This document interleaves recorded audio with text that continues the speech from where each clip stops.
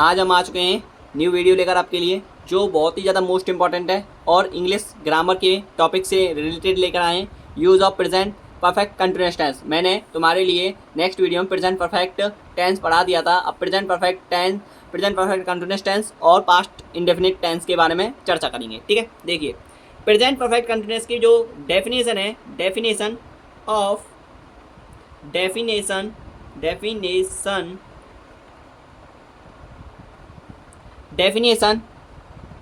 परिभाषा, definition of present perfect continuous tense.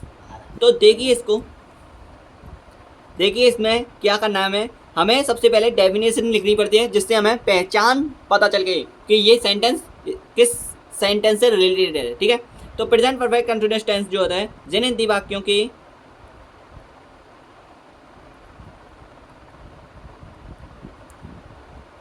क्रिया के अंत में,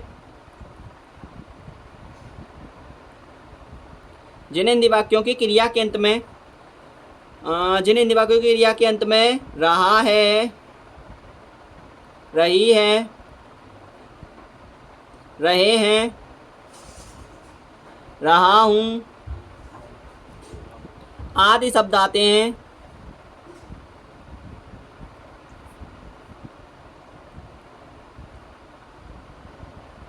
तथा इसमें मोस्ट इंपॉर्टेंट पार्ट जो होता है वो समय दिया जाता है। क्या? टाइम, टाइम दिया जाता है।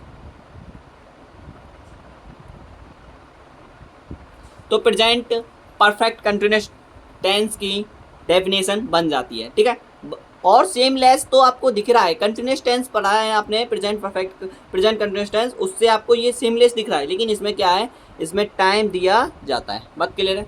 ठीक है, आगे देखिए प्रेजेंट परफेक्ट टेंस के बारे में, आगे प्रेजेंट परफेक्ट कंटिन्यूअस टेंस के बारे में आगे देखिए। अब रूल क्या आता है इसका, रूल, अब इसका जो नियम है वो क्या है? नियम इसका जो है वो है सब्जेक्ट प्लस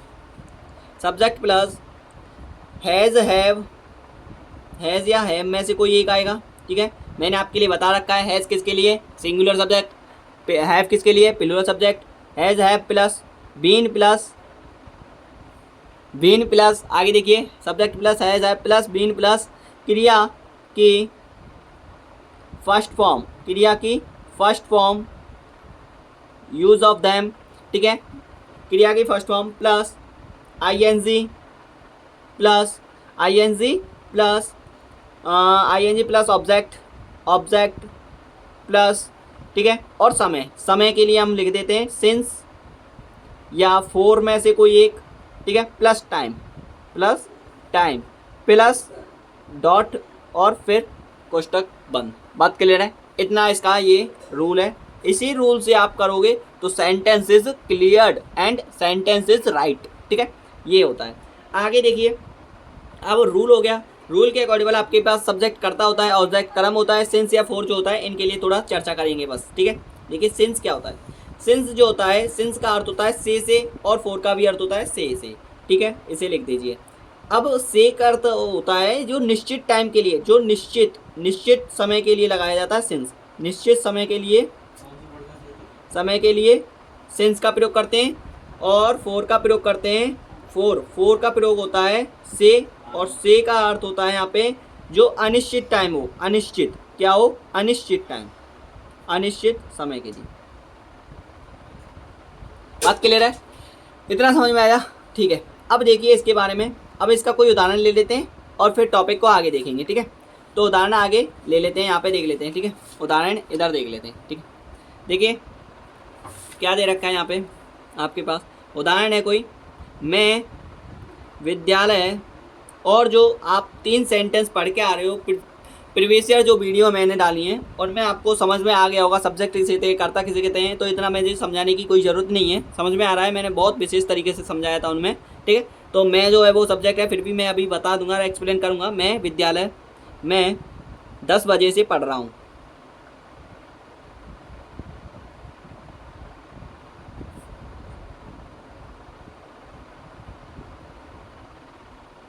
मैं विद्यालय में 10 बजे से पढ़ रहा हूँ। ठीक है, इतना समझ में आया? कैसे सेंटेंस होगा उसको देखेंगे, अभी एक्सप्लेन करेंगे, फिर एक और सेंटेंस लिख लेते हैं, वो और हो जाएगा। वह 2 घंटे से खेलने, वह 2 घंटे से खेल रही है या फिर वह 2 घंटे से खेलने में रुचि लगा रही है।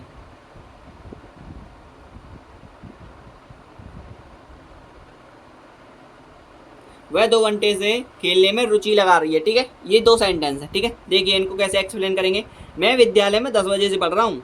ठीक है, तो इसको कैसे करेंगे, आई सब्जेक्ट, फिर पढ़ रहा हूँ, कौन सा सेंटेंस है, किससे समझ में आएगा। मैंने अभी बताया था मोस्ट इंपॉर्टेंट इसमें पार्ट जो है वो है टाइम। तो टाइम से पता चलेगा। तो टाइम हमारे पास 10 बजे से है, तो हमें समझ जाएगा कि और रहा है, रही है, ये आपके पास मिल रहा है, तो इसीलिए ये प्रेजेंट परफेक्ट कंटिन्यूअस सेंटेंस। बात क्लियर।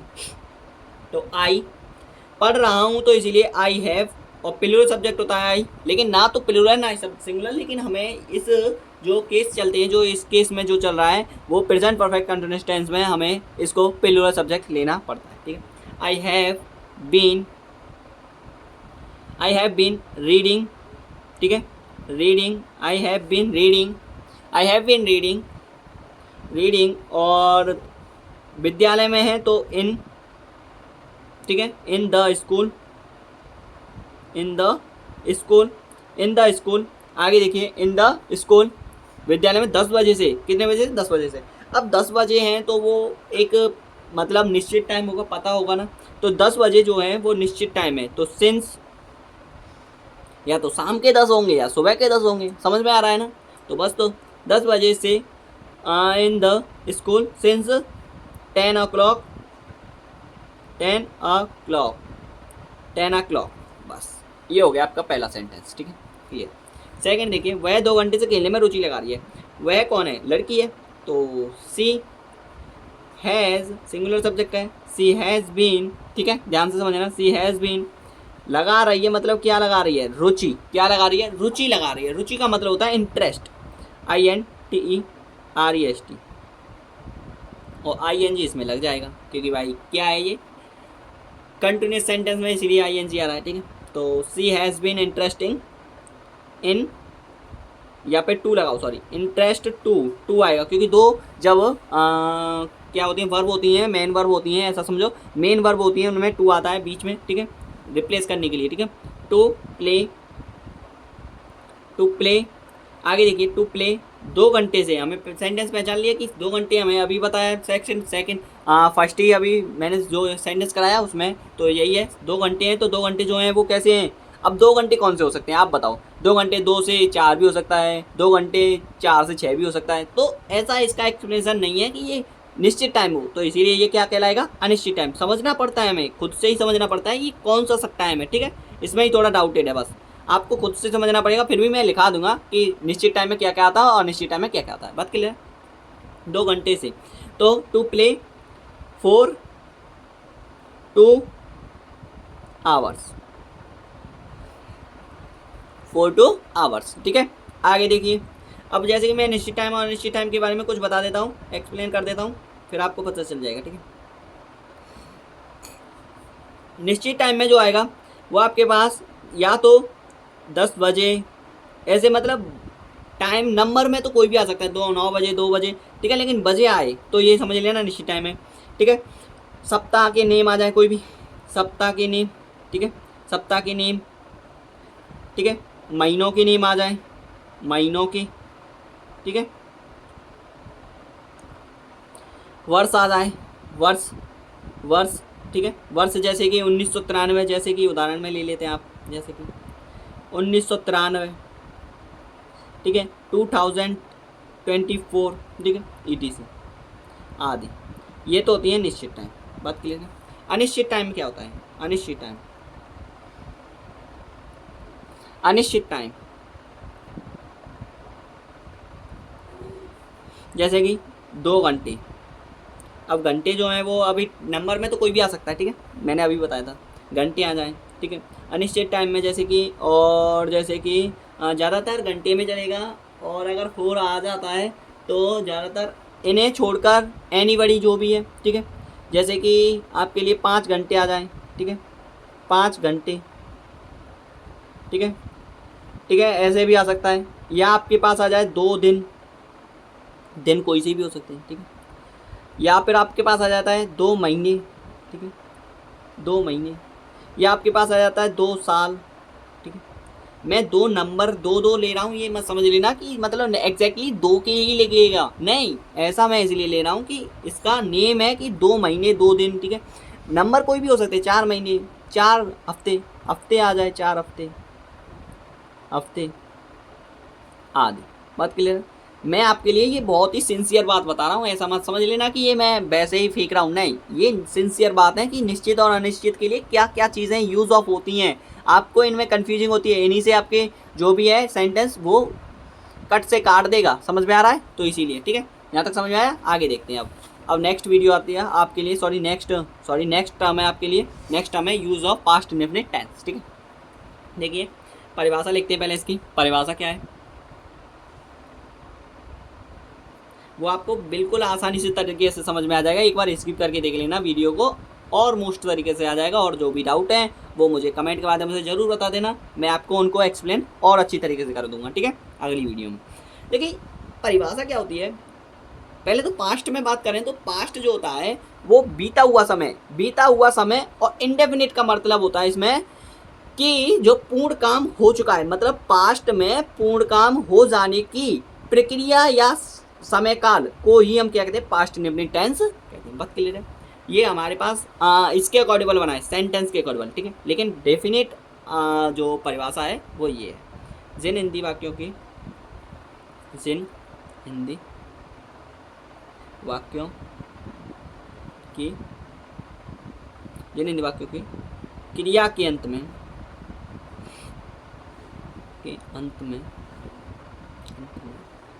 क्रिया के अंत में था, थी, थे, ठीक है, या, ये, ई, आ, ओ आदि शब्द आते हैं,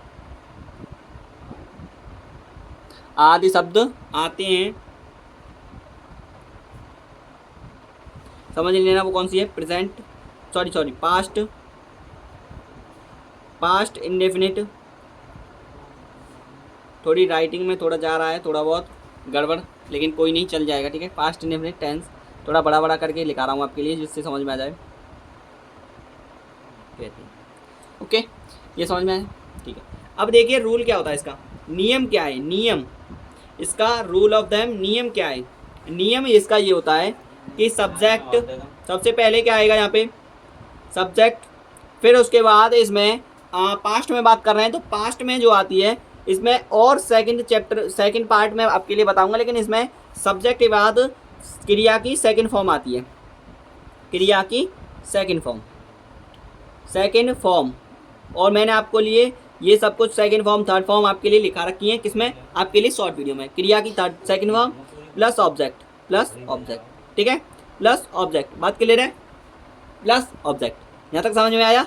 अब देखिए क्रिया की सेकंड फॉर्म होगी और ऑब्जेक्ट आएगा। अब उदाहरण देख लेते हैं इसका, और फिर आगे सेकंड पार्ट देखेंगे इसका, ठीक है। एक और नियम लिख लीजिए, ये तो आपके पास जो है रूल जो लिखाया है ये आपके पास लिखिए जरा थोड़ा, ये आपके लिए लिखाया है मैंने, असर्टिव मतलब अफर्मेटिव सेंटेंस का, किसका, अफर्मेटिव सेंटेंस, ठीक है। अफर्मेटिव सेंटेंस का लिखाया है, ये तो सी है, ये ध्यान रखना, ठीक है। ये क्या है, सी है, ये एन है, ठीक है। और अभी जो लिखाऊंगा वो है नेगेटिव सेंटेंस का, और नेगेटिव सेंटेंस से आपको समझ में आ जाएगा कि क्या क्या आगे टॉपिक उठते हैं, ठीक है। नेगेटिव सेंटेंस का क्या होता है, नेगेटिव सेंटेंस का जो रूल होता है वो होता है आपके पास सबसे पहले सब्जेक्ट प्लस, फिर उसके बाद आगे देखिए सब्जेक्ट प्लस क्या हो जाएगा, नेगेटिव सेंटेंस में जो होता है सब्जेक्ट प्लस डिड आएगा, डिड प्लस नॉट प्लस क्रिया की फर्स्ट फॉर्म, इसमें क्रिया की फर्स्ट फॉर्म होती है, इसमें सेकंड फॉर्म। बात क्लियर है, ओके। तो क्या हो जाएगा, subject plus did plus not plus क्रिया की first form plus object. Object का मतलब होता है आपके पास कर्म, और डॉट लगा दीजिए एंड क्लोज ब्रैकेट। बात क्लियर है। अब देखिए यहाँ पे आगे समझिए, अब इसके उदाहरण लिख लेते हैं, एंड सिट इट है, ठीक है। वह एक गाना नहीं या फिर उसने एक गाना नहीं गाया, या फिर वह एक गाना नहीं गाया था, वह एक गाना नहीं गाया था, वह एक गाना नहीं गाया था, ठीक है, वह एक गाना नहीं गाया था, ठीक है। सेकंड, तुम, या तो तुम्हारे कर लो, या फिर तुम एक बाजार से, एक ही बाजार, ज़्यादा बाजार नहीं, एक ही बाजार से, एक ही बाजार से फल लाए, तुम एक बाजार से फल लाए, ठीक है। सेंटेंस हो गए आपके ये दोनों। देखिए अब इसमें वह एक गाना नहीं गाया था, इसका अर्थ है कौन है, वह एक गाना नहीं गाया था, मतलब लड़का भी हो सकता है, ठीक है। तो ही नहीं गाया था, तो हमें पहचान लिया कौन सा सेंटेंस था थी आ रहा है, तो इसीलिए हमारे पास या था आ रहा है, तो इससे हमें समझ आ जाएगा कौन सा सेंटेंस आपके पास ये फिर से सॉरी पास्ट इंडेफिनिट सेंटेंस है, पास्ट इंडेफिनिट टेंस है, इसीलिए ही डिड आएगा क्योंकि नॉट आ रहा है इसीलिए, ठीक है। He did not sing song, संग किसके अकॉर्डिंग बनाएगा, अब मैंने बताया था सब्जेक्ट आ गया, डिड आ गया, नॉट आ गया, क्रिया की फर्स्ट फॉर्म आएगी, क्रिया की फर्स्ट फॉर्म में गाना की है सिंग और अ सॉन्ग, ठीक है, ये सेंटेंस हो जाएगा। तो मैं एक बाजार से फल लाए, तो मैं एक बाजार से फल लाए, तो यू फल लाना की हो जाएगी, यू लाना की मीनिंग क्या होती है, सेकंड फॉर्म आएगी, ब्रिंग की ब्रंग आ जाएगी, ठीक है, या बाई माने खरीदना होता है, ठीक है, लाना की ब्रिंग है, ठीक है, तो ब्रिंग ब्रंग हो जाएगी, ब्रिंग ब्रोट होता है, ब्रोट, ब्रिंग ब्रोंग नहीं ब्रोट हो जाएगी, BROU बी, इसे दोबारा से लिख लेते हैं, BROUGHT brought, you brought fruits, FIUITS, you brought fruits, और क्या आएगा बताओ, यू ब्रोट फ्रूट्स, अब किससे ला रहे हो आप, बाजार से, तो बाजार को छोड़कर ही तो आ रहे हो, तो बाजार को छोड़कर आ रहे हो इसीलिए लगाते हैं हम प्रीपोजिशन लगाएंगे from a market, from a market, ठीक है, फ्रॉम अ मार्केट आ रहा है ये, ठीक है। एंड ये हो गया आपके पास सेकंड सेंटेंस, ठीक है, ठीक है, आपको समझ में आया गया होगा क्या पास्ट इंडेफिनिट सेंटेंस, ठीक है। तो वीडियो पसंद आई हो तो लाइक करना, कमेंट करना, और आगे भी ऐसे ही नेक्स्ट वीडियो आती रहेंगी, और जो भी डाउट हो तो मुझे कमेंट के माध्यम से जरूर बताना, लेकिन लाइक ज़रूर कर देना। थैंक यू, धन्यवाद, ठीक है, थैंक यू।